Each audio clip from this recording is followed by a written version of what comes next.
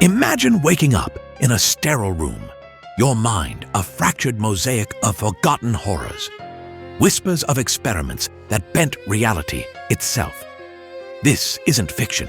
It's the shadow of MKUltra, the CIA's secret mind control program that haunts the annals of history. What if the truth was buried deeper than we know?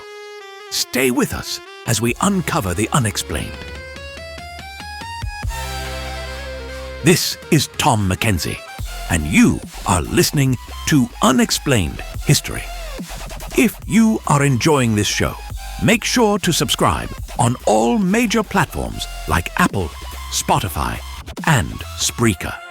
And if you want more unexplained content, swing by our website at unexplained.co. In the chilling grip of the Cold War, paranoia festered like an open wound. The year is 1953, and the CIA launches Project MKUltra, a clandestine operation shrouded in secrecy. Officially, it was about mind control, countering Soviet brainwashing techniques. But the reality? A labyrinth of ethical nightmares. Picture unsuspecting citizens, doctors, students, even prisoners, dosed with LSD without consent. Their worlds dissolve into hallucinations, voices echoing in empty rooms, bodies racked by convulsions. The air thick with the metallic tang of fear, sterile labs humming under fluorescent lights that buzz like trapped insects. Agents in crisp suits observe from behind one-way mirrors, notebooks scribbling the descent into madness. But here's the hook that claws at your sanity. Over 90% of the records were destroyed in 1973 on orders from CIA Director Richard Helms. Shredded, burned, vanished into oblivion. No complete list of victims exists. Thousands, perhaps, subjected to hypnosis, sensory deprivation, electroshock, experiments that twisted the human psyche like wet clay. Testimonies trickle out, fragmented and haunting.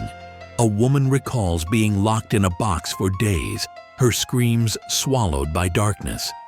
A man speaks of implanted memories, false realities that linger like ghosts. The ethical abuses? Unfathomable. Funded by taxpayer dollars, hidden from Congress, it spanned decades, involving universities, hospitals, and shadowy fronts. And the uncertainty? It festers still. What was truly done in those black sites? Did the program spawn offshoots, continuing in disguised forms? Whispers of modern mind manipulation, subliminal messaging, psychotropic drugs echo the past. Imagine the damp chill of a basement archive, where surviving documents hint at horrors untold. Operation Midnight Climax, where prostitutes lured men to safe houses rigged with bugs and acid-laced drinks. The victims' eyes wide with terror, hearts pounding in rhythm with unseen observers' laughter. This is no mere conspiracy theory. Declassified files confirm the madness, yet the void of destroyed evidence leaves us grasping at shadows. MKUltra stands as one of the most haunting Cold War mysteries, a testament to power unchecked, minds shattered in the name of security. The veil of secrecy lifts just enough to tease the darkness beneath. But to truly understand, we must delve deeper. Next, we will travel back to the specific era to set the scene.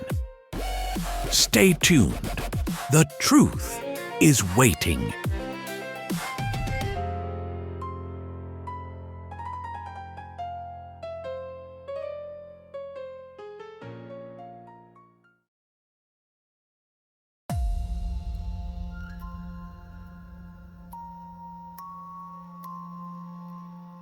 Welcome back, listeners. As we dive deeper into this unexplained chapter of history, let's step into the shadowy world of the early 1950s. A time when the air was thick with suspicion and the line between ally and enemy blurred into something far more sinister.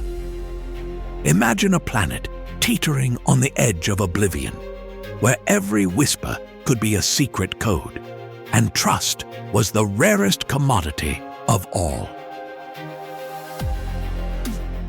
The year is 1950. World War II has ended, but its echoes still reverberate through the streets of war-torn Europe and the bustling cities of America.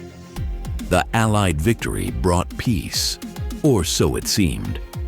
But beneath the surface, a new war was brewing, one without battlefields or front lines, but fought in the shadows of ideology and fear. The United States and the Soviet Union, once uneasy allies against Hitler, now stood as colossal adversaries in a bipolar world. The Iron Curtain had fallen, dividing East from West, communism from capitalism. In Washington, D.C., politicians paced marble halls, their brows furrowed with the weight of atomic secrets. The bomb, that devastating force unleashed on Hiroshima and Nagasaki, had shifted the balance of power. Now, both superpowers raced to amass nuclear arsenals, each convinced the other plotted total annihilation. Paranoia seeped into every corner of society. In America, the Red Scare gripped the nation like a vice. Senator Joseph McCarthy's witch hunts targeted anyone suspected of communist sympathies: Hollywood stars, government officials, everyday citizens. Whispers of infiltration spread like wildfire. Spies in the State Department, traitors in the labs where atomic secrets were born. Picture the cultural landscape. Black and white televisions flickering in suburban living rooms, broadcasting newsreels of Soviet parades with endless rows of tanks and missiles. Families huddled in basements during civil defense drills, practicing duck and cover as if a school desk could shield them from nuclear fallout. The air raid sirens wailed, testing nerves already frayed by the unknown. Espionage became the currency of survival. The CIA, newly formed in 1947, expanded its web of agents across the globe, while the KGB lurked in the mist-shrouded streets of Moscow. Agents double-crossed, defected, vanished. The case of the Rosenbergs, executed in 1953 for passing atomic secrets to the Soviets, sent shockwaves through the intelligence community. Trust no one. Question everything. This pervasive anxiety trickled down to the populace. Neighbors eyed each other suspiciously over white picket fences. Was that new family down the block loyal Americans or hidden Bolsheviks? The psychological toll was immense. A nation on edge, haunted by the specter of betrayal. Governments, desperate for an edge, turned to the frontiers of science, not just physics, but the human mind itself. Behavioral science emerged as a weapon in this invisible war. Psychologists and psychiatrists were recruited to unravel the mysteries of influence, control, and interrogation. What if you could bend a man's will without firing a shot? What if loyalty could be manufactured in a lab? The seeds of projects like MKUltra were sown in this fertile ground of fear, where ethics blurred in the name of national security.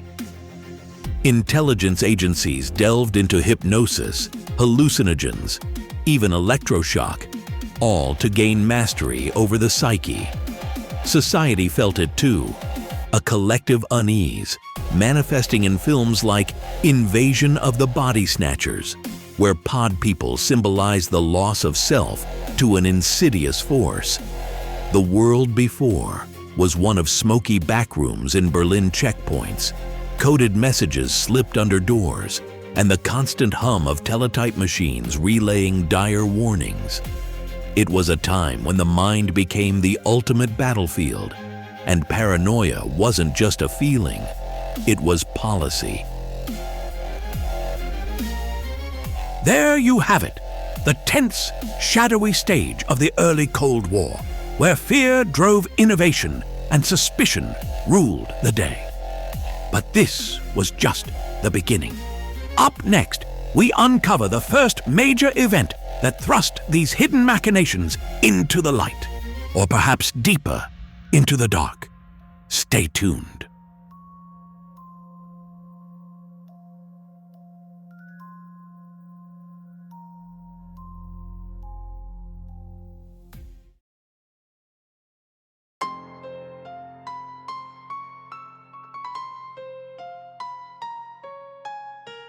Welcome back, listeners, to Unexplained History. We've set the stage in the shadowy world of Cold War espionage. But now, it's time to step into the heart of the mystery. Picture a secluded retreat where secrets are not just kept, they're brewed in the dark. This is where Frank Olson's nightmare began.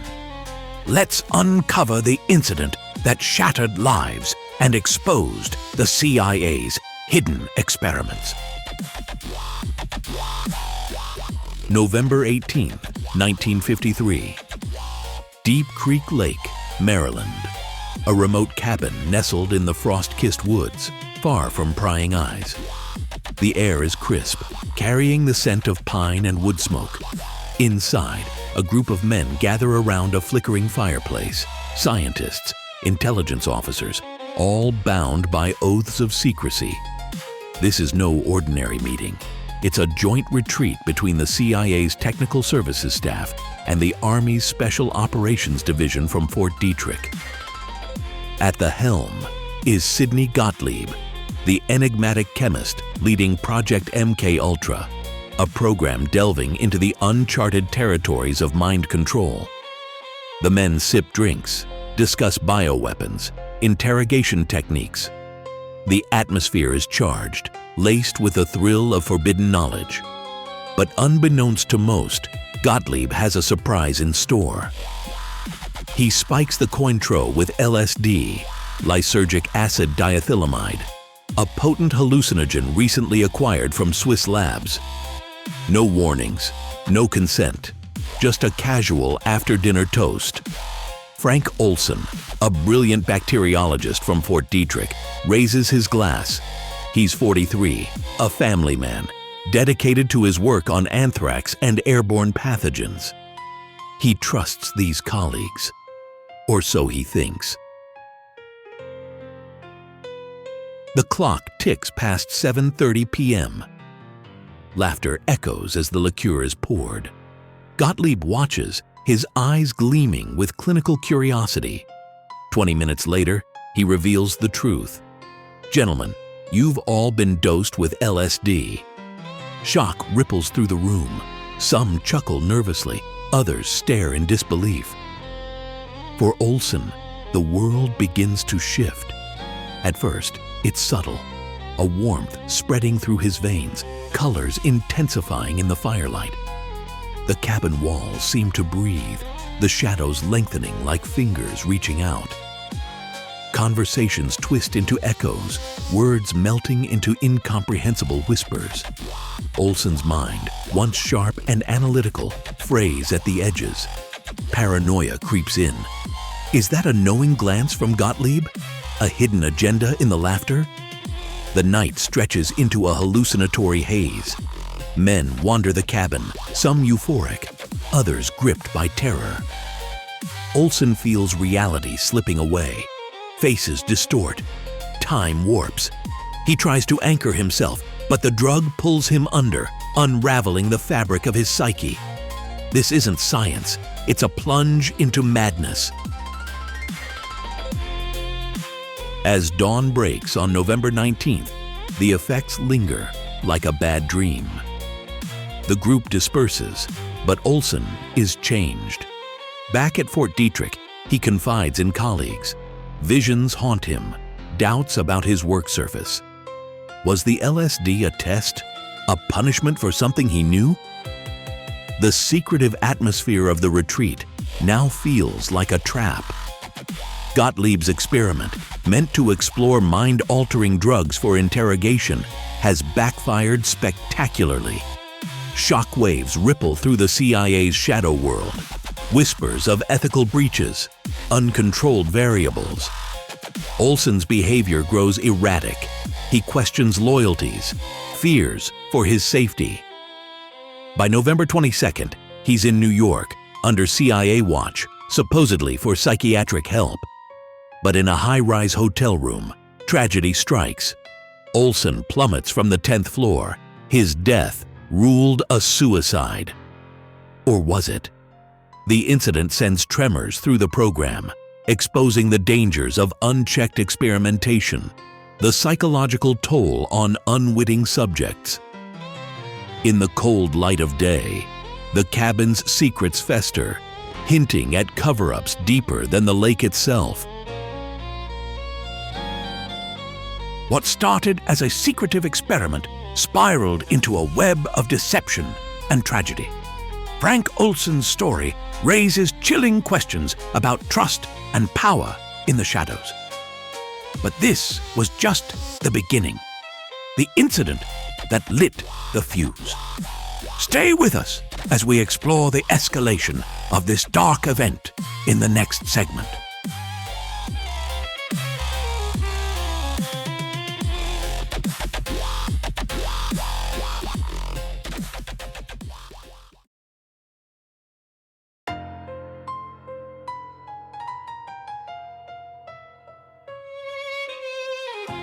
Welcome back to Unexplained History.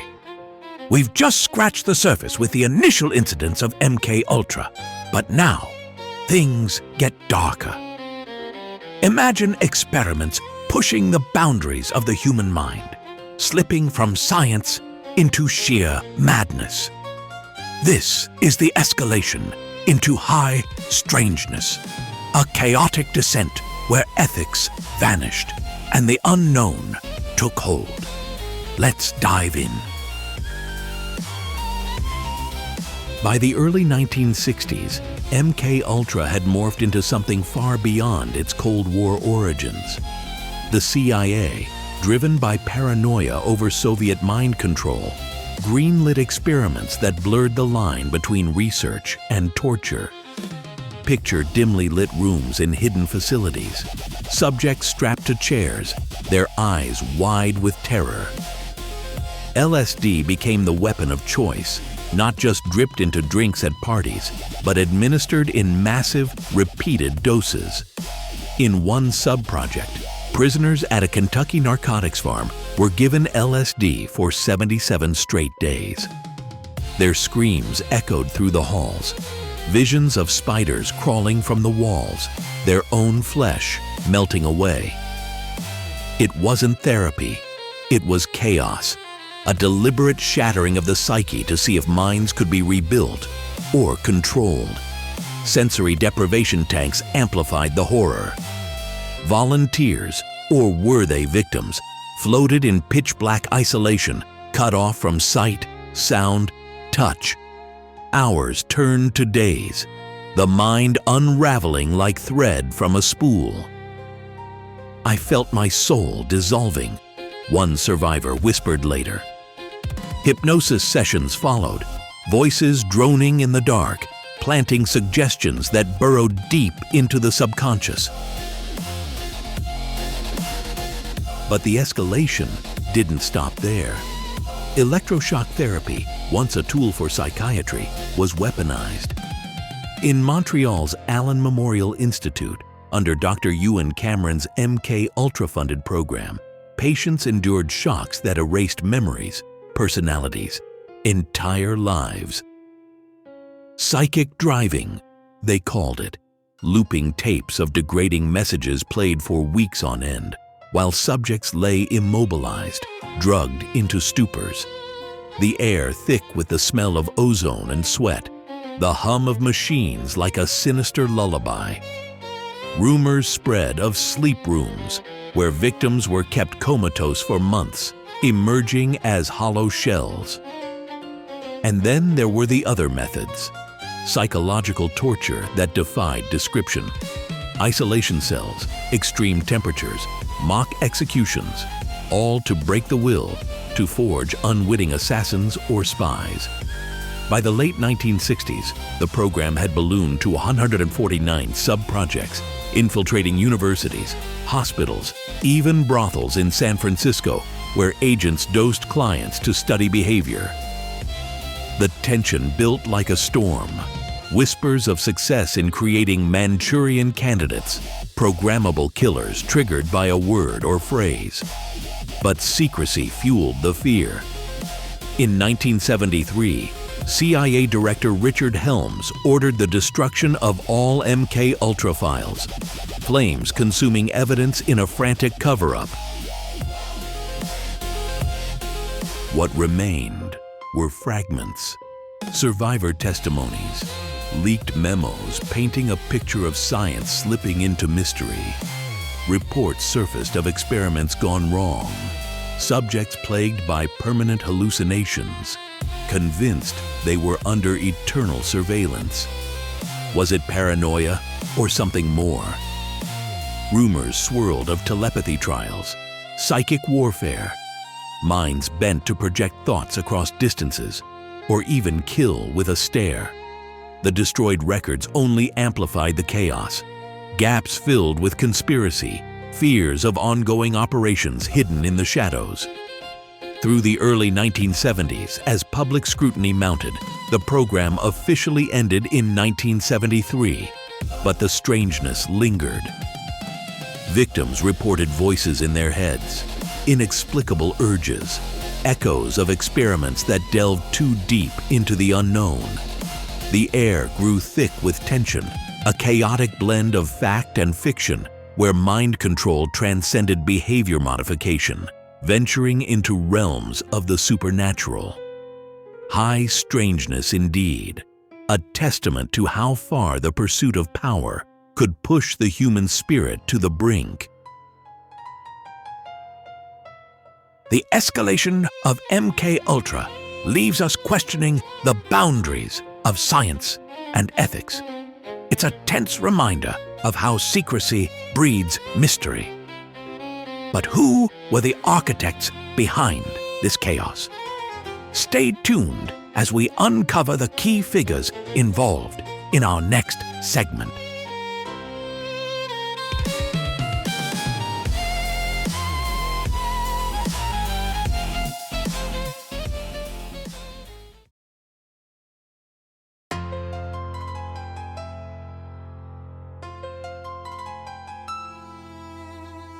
Welcome back to Unexplained History. We've just explored the chilling escalation of MKUltra's experiments, where minds were twisted in the shadows of the Cold War. But who were the architects behind this madness? Today, in The Players, we pull back the curtain on the key figures who shaped this dark chapter. These weren't faceless bureaucrats. They were driven men with ambitions that blurred the lines between science and savagery. Let's meet them. Imagine a dimly lit laboratory, the air thick with the scent of chemicals and secrecy. At the heart of MKUltra stood Sidney Gottlieb, the unassuming chemist who became its shadowy architect. Born in 1918 to Hungarian Jewish immigrants, Gottlieb stuttered as a child, but his mind was a whirlwind of innovation. He earned degrees in chemistry and joined the CIA in 1951, rising to lead the technical services staff. Motivations? Fear of Soviet mind control, they said. But Gottlieb's reputation as the Black Sorcerer stemmed from his ruthless pursuit of truth serums and hallucinogens. Picture him mixing LSD in beakers, his eyes gleaming with a mix of curiosity and cold detachment. A man whose personality infused MKUltra with a clinical, almost poetic cruelty. He directed experiments that dosed unsuspecting victims, believing the ends justified the shattered psyches. His influence? It turned the program into a vast web of psychological warfare, where ethics dissolved like sugar in acid. Then there's Frank Olson, the tragic scientist whose death haunts the program like a ghost in the fog. A bacteriologist born in 1910, Olson worked on biological weapons at Fort Detrick. His background in chemistry and army service made him a perfect fit for MKUltra's darker pursuits. But Frank was no monster. Friends described him as thoughtful, a family man with a gentle demeanor. Motivations shifted when he witnessed the horrors of human testing. Guilt gnawed at him like a relentless shadow. In 1953, dosed with LSD without consent, his mind unraveled. Days later, he plummeted from a New York hotel window. Accident, suicide, or murder. Olson's earnest personality clashed with the program's brutality, influencing its direction by exposing cracks in the facade. His death became a catalyst, a whisper of conscience in a symphony of deception, leaving behind a family forever scarred by unanswered questions. Enter Richard Helms, the CIA director whose iron will preserve the agency's secrets at any cost. Born in 1913, Helms was a Navy veteran and journalist before joining the OSS, precursor to the CIA. His reputation as a master spy was built on calculated ambition and unflinching loyalty. As Deputy Director of Plans, he oversaw MKUltra, motivated by the paranoia of the era, communists lurking everywhere.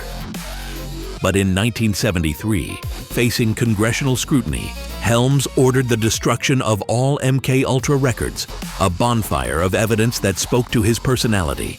Pragmatic, evasive, a chess player sacrificing pawns. Feel the tension in smoke-filled rooms, the shredding machines humming like confessions unspoken. His actions steered the program toward deeper secrecy, ensuring its horrors remained buried, influencing a legacy of distrust that echoes through intelligence circles even today. Across the border, Donald Ewan Cameron lurked in the sterile halls of McGill University's Allan Memorial Institute. Born in Scotland in 1901, this psychiatrist rose to prominence with theories on psychic driving, reprogramming minds like faulty machines. Funded by MKUltra, his experiments involved electroshock, sensory deprivation, and massive LSD doses on unwitting patients. Motivations? A God complex, perhaps, disguised as medical progress. Cameron's reputation as a pioneer turned tarnished.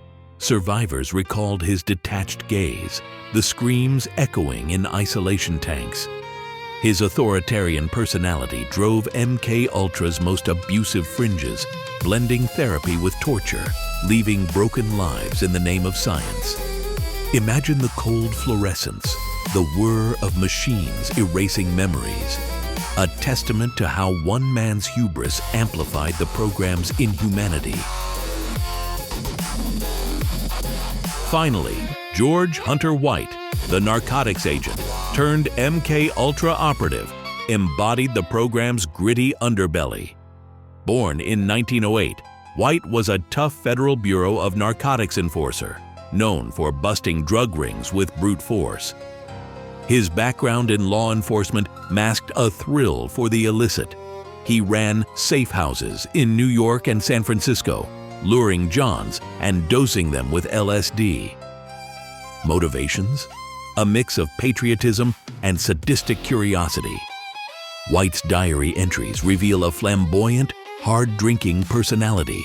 I toiled wholeheartedly in the vineyards because it was fun, fun, fun. Picture smoky rooms, one-way mirrors reflecting distorted faces, the laughter masking terror.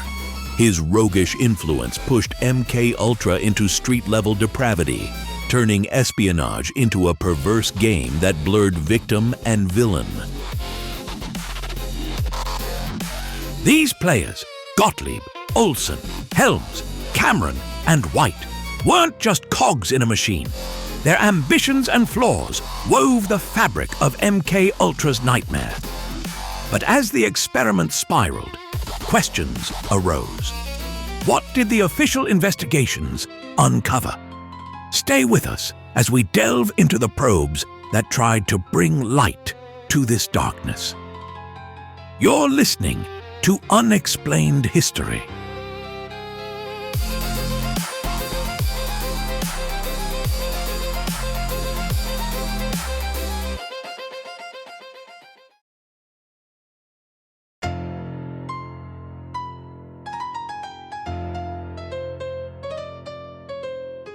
Welcome back to Unexplained History. We've delved into the shadowy figures behind MKUltra, but now it's time to uncover how this covert operation came to light. Picture dusty files in dimly lit government archives, bureaucrats poring over redacted documents, the air thick with the scent of aging paper and secrecy. This is the story of the official investigations that peeled back the layers of one of the CIA's darkest chapters. Let's examine the procedural unraveling. The first cracks in MKUltra's facade appeared in 1963 with the CIA's own Inspector General report. In a sterile office, far from the experimental labs, auditors sifted through records, their pens scratching notes under fluorescent lights. The report, dry and meticulous, critiqued the program's lack of oversight. It highlighted how MKUltra operated with minimal accountability, funding channeled through front organizations to obscure its true nature. The Inspector General noted the ethical lapses, experiments on unwitting subjects, the absence of informed consent. Yet this internal review didn't halt the program. It merely suggested reforms, buried in bureaucratic language that echoed hollow in empty conference rooms. The air felt heavy with unspoken warnings, as if the walls themselves absorbed the secrets. A decade later, in 1973, the CIA took drastic measures to protect its secrets. Under Director Richard Helms' orders, vast troves of MKUltra files were systematically destroyed. Imagine shredders humming in secured vaults, papers feeding into machines like confessions into a fire, the acrid smell of burning documents lingering in the air. This purge was thorough, aimed at erasing evidence amid growing Watergate-era scrutiny. Helms later testified it was to prevent unauthorized leaks, but the act only fueled suspicions. What remained were fragments, financial records overlooked in a Maryland storage facility, whispering hints of the program's scope. The destruction created insurmountable gaps, leaving investigators to piece together a puzzle with half the pieces missing, their frustration palpable in every unanswered question. The revelations truly exploded in 1975 with the Church Committee and the Rockefeller Commission. Chaired by Senator Frank Church and Vice President Nelson Rockefeller, these panels convened in grand hearing rooms, the atmosphere charged with tension under chandeliers and watchful portraits. Witnesses testified in measured tones, their voices echoing off wood-paneled walls as committees probed the CIA's overreach. The Church Committee uncovered MKUltra's breadth, over 150 sub-projects involving LSD dosing, hypnosis, and sensory deprivation. They faced challenges. Destroyed files meant relying on surviving documents and reluctant testimonies. Official findings condemn the program for violating human rights, labeling it a rogue operation that bypassed legal safeguards. Yet limitations persisted, redactions obscured details, and some agents invoked plausible deniability. Public response was a mix of outrage and disbelief. Newspapers blared headlines. Citizens felt the chill of betrayal, as if the government's trust had been irreparably fractured in those sterile proceedings. The bureaucratic processes were labyrinthine, with subpoenas issued and immunities granted.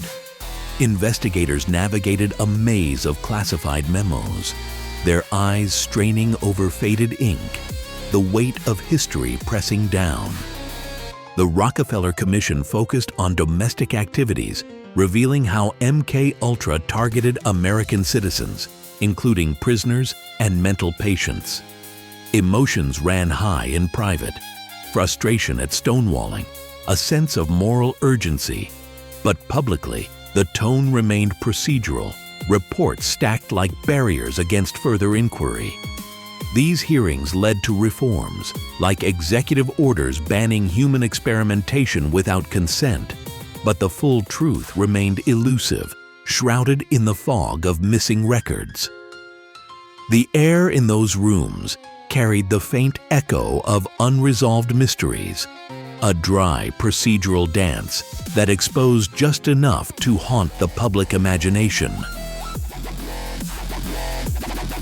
And there you have it, the official unraveling of MKUltra, marked by internal critiques, deliberate erasures, and congressional scrutiny that revealed shocking abuses, yet left many questions unanswered. The limitations of these investigations highlight the challenges of holding power accountable when records vanish into thin air. But not everyone was convinced by the official narrative. Up next, we explore the skeptical theories that challenge what we've been told. Stay tuned.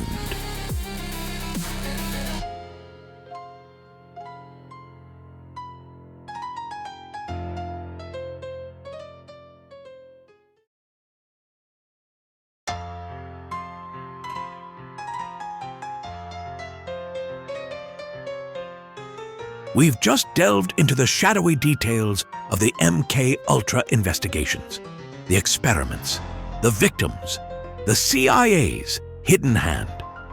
But before we venture into the realm of the paranormal, let's ground ourselves in reason. What does the skeptical eye reveal about this infamous program? Is it truly the stuff of mind control nightmares, or something far more mundane and failed? Let's dissect it analytically.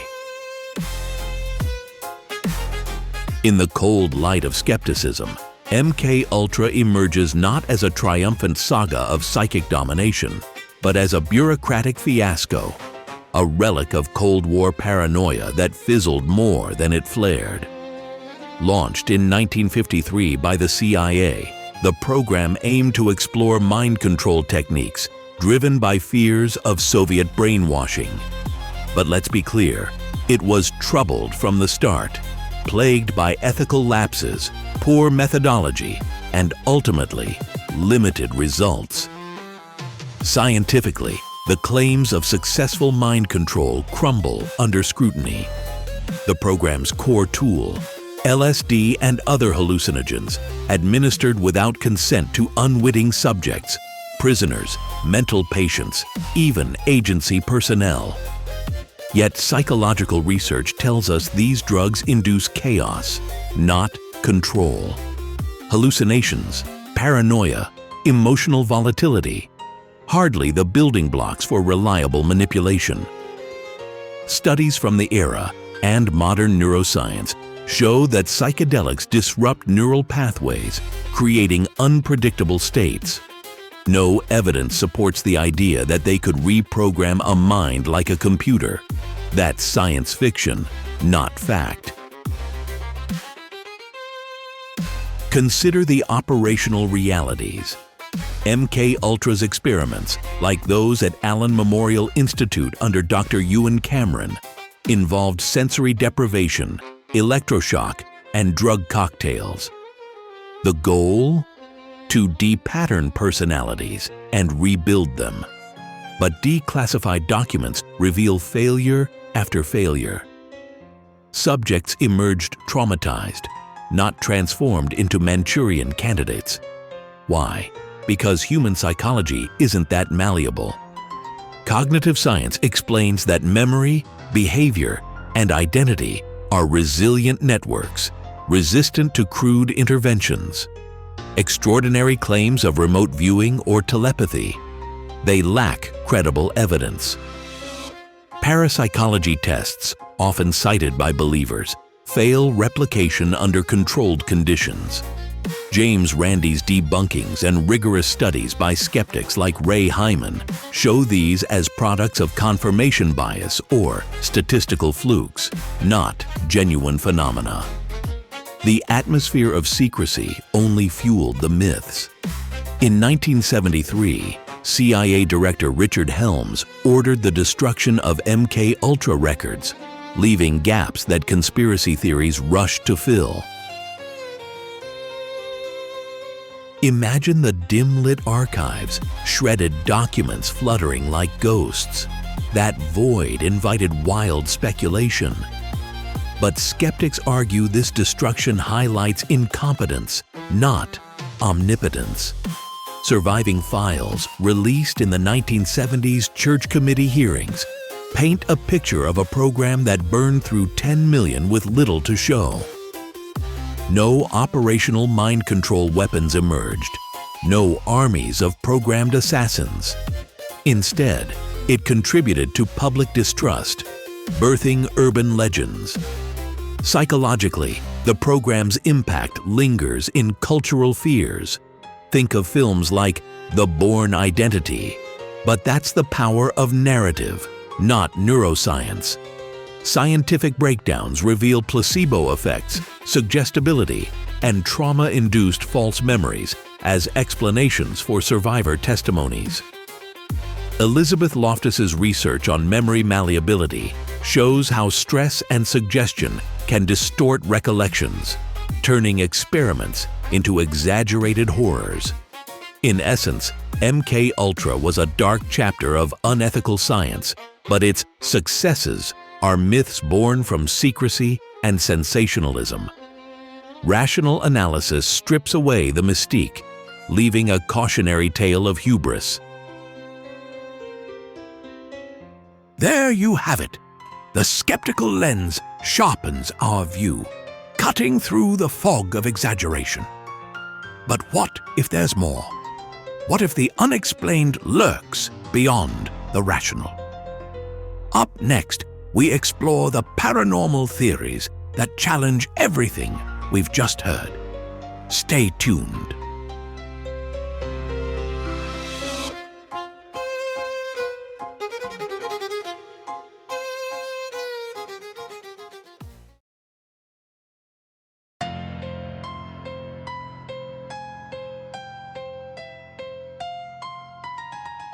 We've just explored the skeptical side, where science and ethics collide in the shadows of MKUltra. But what if the truth lurks even deeper, in realms beyond our understanding? Welcome to Into the Unknown, where we venture into the paranormal theories that refuse to die. Imagine a world where the mind is not just a battlefield, but a gateway to something otherworldly. In the fragmented archives of MKUltra, gaps yawn like open wounds, inviting whispers of the impossible. Survivors speak in hushed tones, their voices trembling as they recall memories that slip away like smoke. They describe not mere drugs or hypnosis, but erasure, total, inexplicable voids where experiences should be. Was it advanced technology or something more sinister, perhaps drawn from ancient rites or extraterrestrial knowledge? Theories abound, that the CIA delved into psychic phenomena, attempting to harness telepathy or remote viewing to implant commands that transcend the physical brain. Picture a subject in a dimly lit room, the air thick with the scent of antiseptic and fear. Electrodes hum softly, but it's the unseen forces that chill the spine. Commands buried so deep, they emerge only in dreams, urging actions the conscious mind rejects. Some believers claim these implanted triggers are not chemical remnants, but ethereal bindings, defying known science. They point to testimonies of extreme behavioral control, individuals compelled to act against their will, as if possessed by an invisible puppeteer. The atmosphere in these accounts is always the same. A creeping dread, shadows that seem to watch, and a silence broken only by the echo of forgotten screams. These fringe ideas persist because the official records are riddled with redactions, black ink swallowing secrets that beg for interpretation. What if MKUltra tapped into forbidden knowledge, blending Cold War paranoia with occult experiments? Reports of astral projection, where agents allegedly left their bodies to spy on enemies, blur the line between espionage and the supernatural. And then there are the survivors who insist the program's tendrils reach into the present. Covert operations continuing under new names, influencing world events through manipulated minds. The air grows heavy with possibility. Footsteps in empty hallways, whispers that form no words, a sense that reality itself is unraveling. Embracing the mystery, one can't help but feel the eerie pull. These theories thrive in the unknown, fed by the human hunger for answers where none exist. They paint a picture of a program not just unethical, but unearthly, where behavioral control isn't limited to neurons and synapses, but extends to the soul. Believers argue that such powers explain unsolved assassinations, mass manipulations, even cultural shifts that feel orchestrated from afar. Yet, without endorsement, we wander this fog-shrouded path, senses heightened, wondering if the chill on our skin is merely imagination or something more.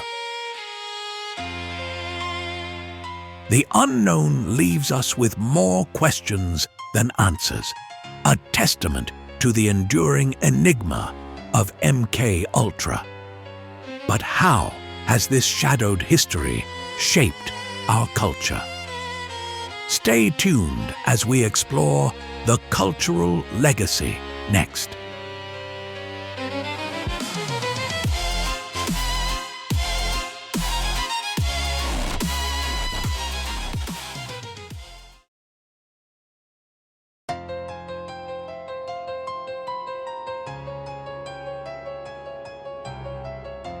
As the dust settles on the twisted saga of MKUltra, one can't help but ponder its lingering shadows. What scars did this clandestine operation leave on our society, our trust in institutions, and the very fabric of our cultural imagination? Join us as we reflect on the aftermath, the enduring legacy that still whispers in the corners of our minds. Imagine a world forever altered by secrets unearthed from forgotten vaults. The air thick with the residue of betrayal, where every shadow hides a potential manipulator.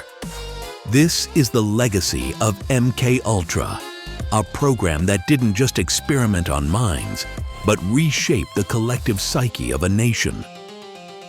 In the wake of its partial disclosure in the 1970s, following Senate hearings led by Frank Church, the revelations sparked a seismic shift in government oversight. Laws were forged in the fire of outrage. The Intelligence Authorization Act, tightening the reins on CIA activities, demanding transparency where once there was only darkness. Yet even today, whispers persist, documents destroyed, truths buried. The psychological impact lingers like a fog that refuses to lift, breeding distrust in the halls of power. Feel the chill as conspiracy culture blooms from these poisoned roots. MKUltra became the cornerstone of modern paranoia, fueling theories that echo through online forums and midnight discussions. It's the seed from which grew tales of government mind control, influencing everything from the Illuminati myths to QAnon narratives. Picture enthusiasts huddled over grainy documents, their eyes wide with revelation, hearts pounding with the fear of unseen puppet masters. This isn't mere folklore, it's a cultural scar, a reminder that reality can be as bizarre as fiction. Espionage mythology owes much to its lore. Think of the Cold War spies, enhanced or broken by unseen hands, their stories immortalized in the annals of intrigue. Now, let the scenes unfold in your mind's theater, flickering screens where MKUltra's ghost haunts popular media. In films like The Manchurian Candidate, the brainwashed assassin embodies the terror of lost autonomy, a direct nod to the program's hypnotic horrors. Television series such as Stranger Things weave its threads into tales of psychic experiments on children, blending fact with fantasy to chilling effect. Literature, too, bears its mark. Books like The Shock Doctrine by Naomi Klein dissect its economic parallels, while novels like A Scanner Darkly by Philip K. Dick explore drug-induced surveillance states. Even music, from Jefferson Airplane's psychedelic anthems to modern tracks referencing LSD trials, pulses with its rhythm. The atmosphere is one of uneasy fascination, a blend of horror and curiosity that draws us back, time and again. But the mystery endures, doesn't it? Despite declassifications and admissions, full disclosure remains elusive. Modern-day status reveals ongoing echoes, lawsuits from survivors seeking justice, like those filed in Canada against the Allan Memorial Institute, where experiments scarred lives irreparably. In the public consciousness, MKUltra symbolizes the ultimate violation, minds as battlegrounds, trust as collateral damage. The lasting psychological impact is profound, a spectral presence that questions every official narrative. Walk through crowded streets and sense it, the subtle paranoia, the reflexive doubt.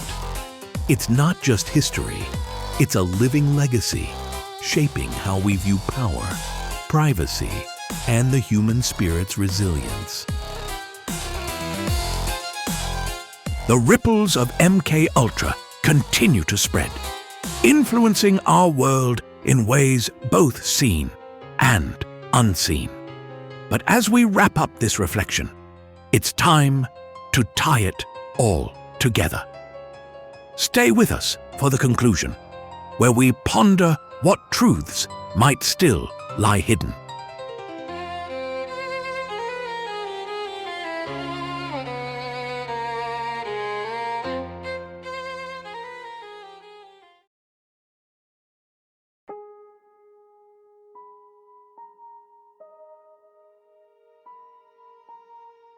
As we wrap up our journey into the dark corridors of MKUltra, it's time for some final reflections. What does this shadowy chapter of history truly mean for us today? Let's ponder the lingering mysteries and the profound ethical questions it raises. In the dim glow of declassified documents and whispered testimonies, MKUltra stands as a monument to the perils of unchecked power.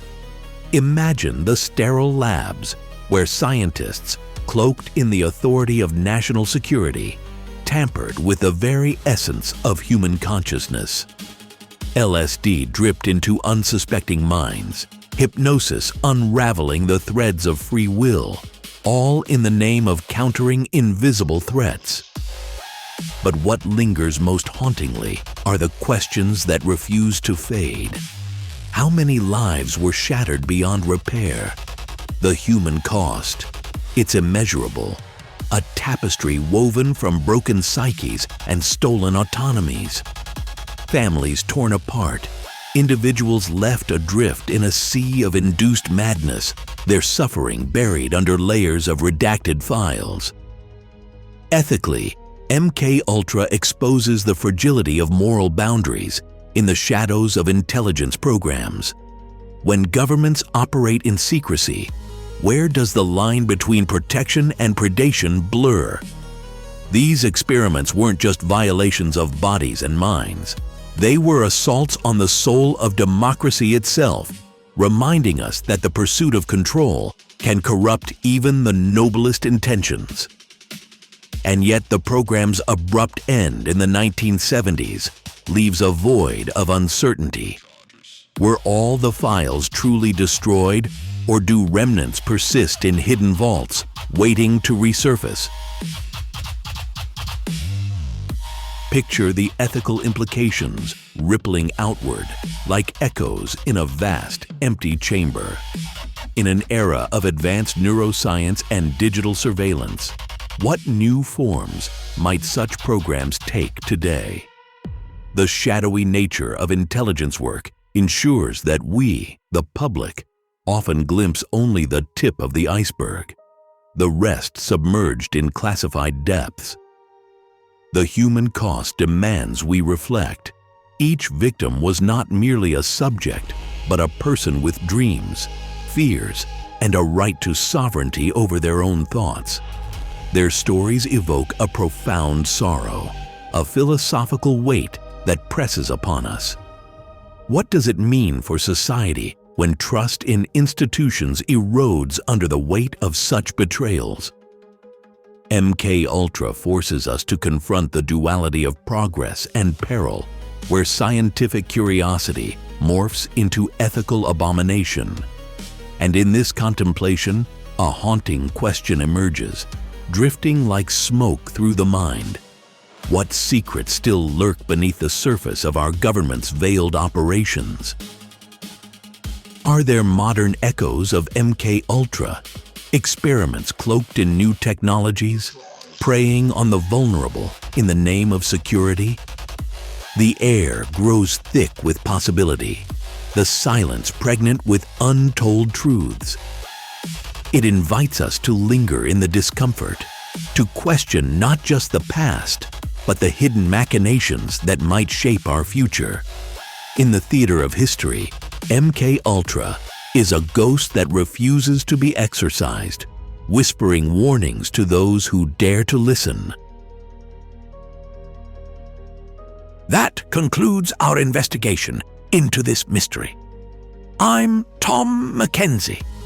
If you enjoyed this episode, please subscribe and leave us a review. And remember to visit unexplained.co for the photos we discussed today. Until next time, keep looking for the truth.